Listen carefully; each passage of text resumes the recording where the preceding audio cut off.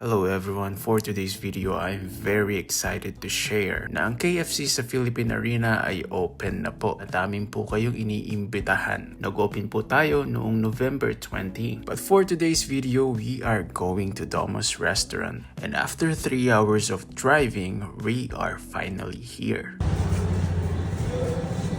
Sir, sorry na late.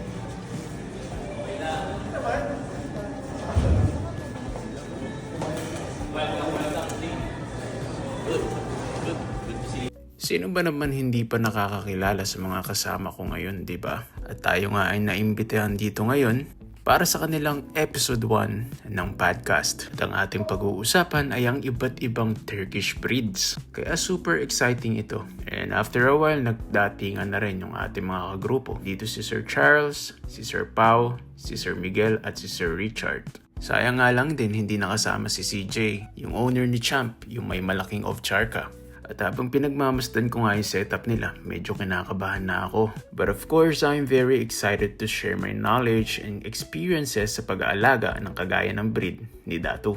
Yun nga lang no, medyo bitin talaga ako sa 2 oras na kwentuhan. Siguro ganun talaga kapag ang mga kausap mong mga tao ay masarap kausap o yun bang merong sense. Yun bang meron ka rin matututunan. And sandali nga lang din dumating na rin si Bulldozer at finally nakita ko na rin siya in person. At ang masasabi ko lang ay sobrang pogi niya talaga. Ang laki ng mga paa at ang ganda ng headpiece niya. At ilang sandali lang din nagpe-prepare na kami dito. Sa punto na to ay talagang kinakabahan na ako. Pero mabuti na lang, andito si Sir Alvin at si Sir Melvin para i-guide ako. Parang nga ako nakalutang nito sa totoo lang. Kasi before, pinapanood ko lang din naman yung mga vlogs niya. Tapos ngayon, ako na yung nakaguest dito. Sino ba naman mag-aakala, diba? Kaya maraming salamat sa Supero. Dahil binigyan niyo po ako ng napakalaking opportunity. And again, bago ko tapusin ang video, iisa lang naman ang goal talaga natin dito, diba? At yun ay yung mas maparami pa yung mga responsible owners. Kaya muli, maraming salamat po sa panonood ng videos ko. At sabay-sabay nating antayin yung video na i-upload ni Supero. Pero sa totoo lang, bitin talaga yung 2 oras para sa akin. Di bali, kaya nga tayo may platform, di ba? Kaya kung may mga tanong kayo regarding sa mga Turkish breeds